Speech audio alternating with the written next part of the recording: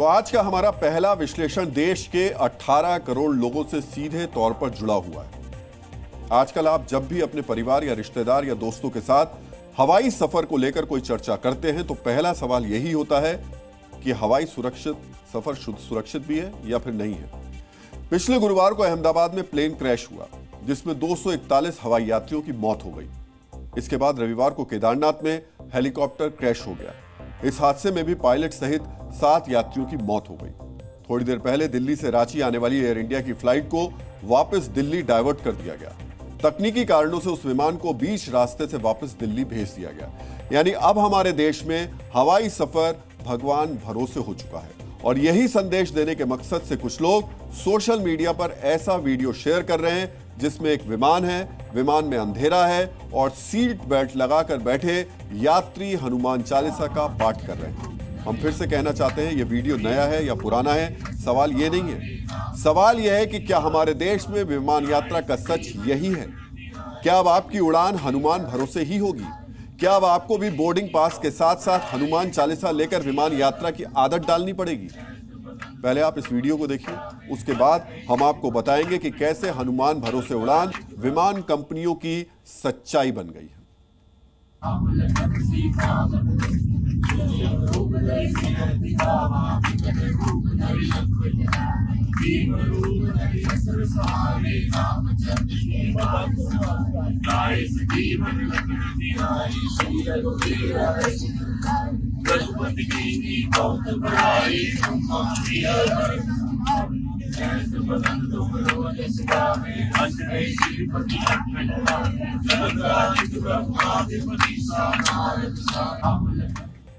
तो एक बार फिर से हम बता दें कि हम इस वीडियो के ये कोई दावा नहीं कर रहे हैं कि ये बिल्कुल अभी का है, हो सकता है ये पुराना वीडियो, लेकिन हम आपको सिर्फ इसलिए बता रहे हैं कि देखिए हवाई यात्राएं अब जिस तरीके की हो रही हैं उसमें लोगों को भगवान हनुमान का ही आसरा और सहारा लगता है, नजर अब आ रहा है या फिर आना शुरू भी होगा। यानी अब लोगों को हवाई सफर में तकनीक से ज्यादा हनुमान जी पर भरोसा है। आखिर ऐसा क्यों है, इसे आज हम आंकड़ों के साथ डिकोड करेंगे। एक प्रसिद्ध दोहा है कबीरदास की, उल्टी बानी बरसे कंबल भीगे पानी। इस दोहे का मतलब है कि आसमान से पानी नहीं कंबल बरस रहा है और पानी जो सबको गीला कर देता है अब खुद ही भीग रहा है। हो सकता है आपने दोहा अपने माता पिता, दादा दादी या नाना नानी से सुना हो।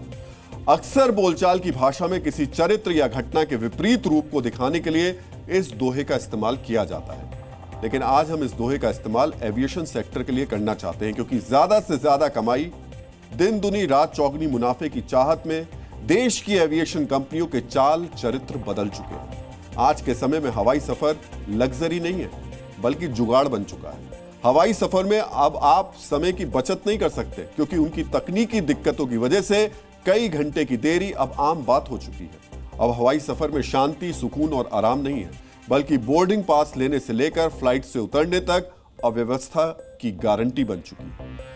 आज हवाई उड़ान के दौरान एसी बंद हो सकता है, हवाई उड़ान के दौरान टॉयलेट खराब हो सकता है, हवाई उड़ान के दौरान कभी भी आसमान से पानी टपक सकता है। सोचिए जरा, फ्लाइट से पानी टपकने लगता है। आज जब आप हवाई सफर कर रहे हैं तो मौसम खराब होने की वजह से आप दिल्ली के बजाय जयपुर पहुंच जाएंगे। और आजकल तो हवाई सफर के दौरान 30,000 फीट की ऊंचाई पर टर्बुलेंस आना रोज की घटना हो गई।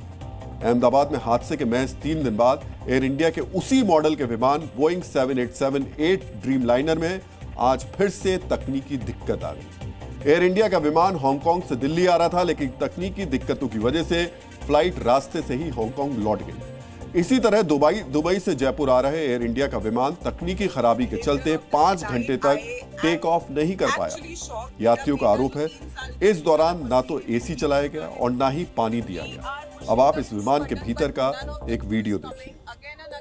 Really shocked to see the irresponsible behavior of this flight. मेरा बेटा जो 3 साल का है बेचारा पसीने में भीग चुका है। We are pushing the crew button, but none of the crew is coming. Again and again, everyone is pushing. Just look at the situation. Flight का टाइम है 7 बजे और 7 सवा 7 की फ्लाइट से 12:30 बज चुके हैं.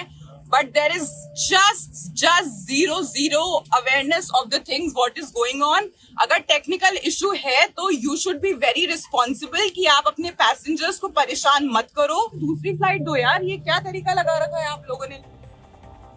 अब आप सोचिए जरा, दुबई से जयपुर के इस फ्लाइट का किराया 16,000 रुपए है। सांख्यिकी और कार्यक्रम कार्यान्वयन मंत्रालय के मुताबिक हमारे देश में लोगों की औसत मासिक वेतन आमतौर पर 15,000 से लेकर 20,000 रुपए के बीच होता है। यानी एक व्यक्ति की पूरे महीने की सैलरी के बराबर हवाई किराया था। लेकिन सर्विस के तौर पर आपको एक थर्ड क्लास, जी हां, एक थर्ड क्लास खटारा बस से भी खराब सेवा दी जा रही है। आपके घर में अगर एसी 2-3 साल पुराना हो जाता है तो आप उसकी तुरंत सर्विसिंग करवाते हैं। अगर ऐसा नहीं करेंगे तो एसी ठीक से काम नहीं करेगा। लेकिन आजकल हमारे देश में 30,000 फीट की ऊंचाई पर अक्सर विमान का एसी बंद हो जाता है। अब आप कुछ और वीडियो देखिए। इन सभी वीडियो में एक बात कॉमन है, उड़ान के दौरान घटिया हवाई सेवा। इस वीडियो को आप ध्यान से देखिए क्योंकि इसमें से कई घटनाएं आपके साथ भी हो चुकी हैं।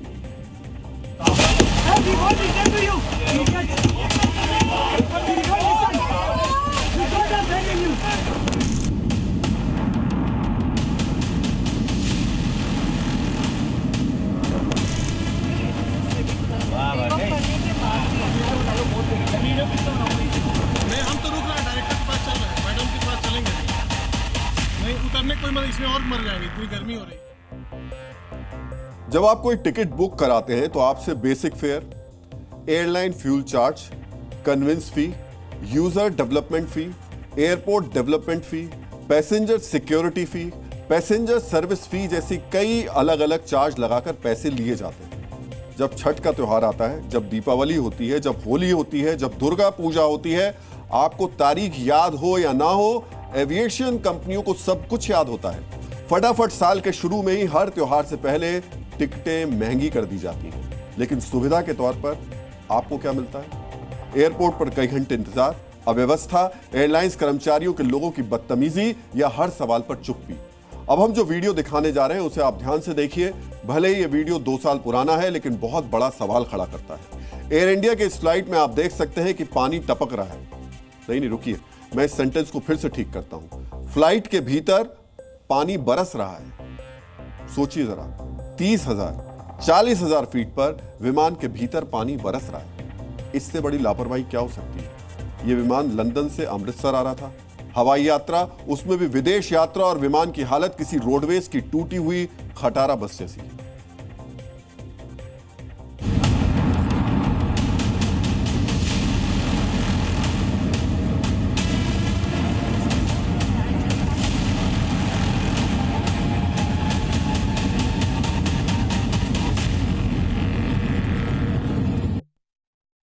आज एविएशन कंपनियों का फोकस केवल पैसे कमाने पर है। एविएशन कंपनियों को इस बात का भरोसा हो चुका है कि भारत में बेहतर सर्विस नहीं देने पर कोई सख्त एक्शन नहीं होगा।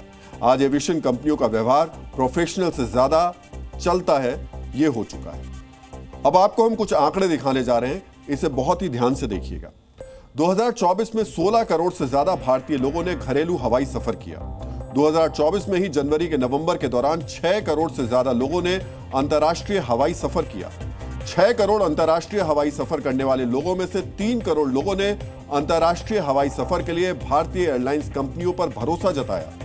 आज हमारे देश में हर रोज औसतन 4.5 लाख से ज्यादा लोग घरेलू उड़ान में सफर करते हैं। पिछले साल हमारे देश में 17 नवंबर को एक रिकॉर्ड बना था। इस दिन 5,05,000 लोगों ने एक दिन में हवाई यात्रा की थी। आज हर रोज 3,000 से ज्यादा घरेलू फ्लाइट्स उड़ान भरती हैं, जबकि हमारे देश में हर साल हवाई यात्रियों की संख्या 5 से 6% बढ़ रही है। लेकिन एविएशन सेक्टर में सेफ्टी और बेहतर के नाम पर मजाक किया जा रहा है। इसे समझने के लिए आज आपको कुछ और आंकड़े भी गौर से देखने चाहिए। आज भारत पूरी दुनिया में हवाई यात्रियों की संख्या, हवाई उड़ान के लिहाज से तीसरे नंबर पर है, जबकि पहले नंबर पर अमेरिका और दूसरे नंबर पर चीन है। एक रिपोर्ट के मुताबिक फ्लाइट की देरी के मामले में भारत की स्थिति अच्छी नहीं है। अमेरिका में फ्लाइट के अधिकतम 5 मिनट की देरी के मामले 9.2% है, जबकि भारत में 10.7% है। अब फ्लाइट के ऑन टाइम यानी बिना देरी के सफर के आंकड़े को भी ध्यान से देखिए। अमेरिका में 70% मामलों में फ्लाइट्स के उड़ान में देरी नहीं हुई, जबकि भारत में 56% मामलों में flight on time take off की। इसी तरीके से भारत में 5 मिनट से लेकर 30 मिनट की देरी के मामले 25% से ज्यादा थे।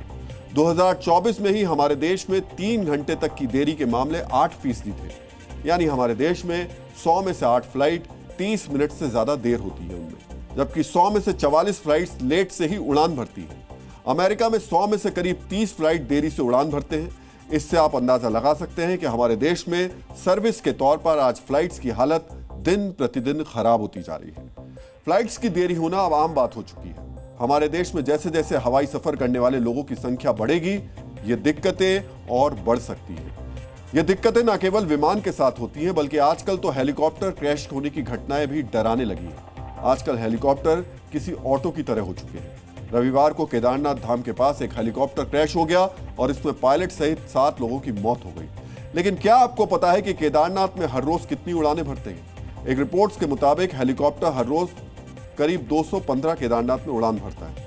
अगर मौसम ठीक रहे तो इसकी संख्या बढ़ाकर 290 तक हो जाती है। डीजीसीए ने एक हफ्ते पहले उड़ानों की संख्या कम करने के निर्देश दिए थे, लेकिन सुनता कौन है? इसलिए हम आपसे बार बार कहते हैं कि केदारनाथ में हेलीकॉप्टर की हालत ऑटो और टैक्सी की तरह हो गई है। जितनी मर्जी उतनी बार चलाओ, जितनी मर्जी उतने लोगों को बिठाओ। आजकल टिकट बुकिंग में क्या क्या होता है, अब इसे भी देखिए। आज आपको विमान में आगे की सीट चाहिए तो ज्यादा पैसा दीजिए, विमान में विंडो सीट चाहिए तो एक्स्ट्रा पैसा दीजिए, विमान में ज्यादा लेग स्पेस वाली सीट चाहिए तो फिर से एक्स्ट्रा पैसा दीजिए, लैंडिंग के बाद जल्दी लगेज चाहिए तो एक्स्ट्रा पैसा दीजिए, सामान का वजन 1 किलो भी ज्यादा हो गया तो एक्स्ट्रा पैसा दीजिए। लेकिन फ्लाइट 3 घंटे देर हो गई तो कोई नाश्ता, लंच या डिनर नहीं मिलेगा, कोई सुविधा नहीं मिलेगी। काउंटर खाली मिलेगा और डिस्प्ले बोर्ड पर डिलेड लिखा मिलेगा।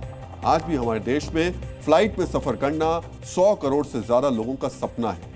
जब भी कोई टिकट सस्ता मिलता है या कहीं कोई ऑफर आता है, हमारे देश का आम आदमी तुरंत हवाई सफर के सपने को पूरा करने के लिए टिकट बुक करा लेता है। आपके आसपास भी कई ऐसे लोग होंगे जो साल भर पैसे जोड़कर हवाई सफर के लिए टिकट खरीदते हैं, लेकिन जब वो हवाई सफर करते हैं तो पता चलता है कि एसी काम नहीं कर रहा, फ्लाइट देर हो गई और ऐसे में एक आम आदमी का हवाई सफर डरावने सपने जैसा हो जाता है। आज हमारे देश में कोई भी एयरलाइंस कंपनी सुरक्षा के लिहाज से टॉप 10 में नहीं है। एक ताजा रिपोर्ट के मुताबिक एयर न्यूजीलैंड दुनिया की सबसे सुरक्षित एयरलाइंस है, जबकि दुनिया की टॉप 25 सबसे सुरक्षित लो कॉस्ट एयरलाइंस लिस्ट में भारत की एकमात्र एयरलाइंस इंडिगो है। इंडिगो भी 25 एयरलाइंस की इस लिस्ट में 19वें नंबर पर है।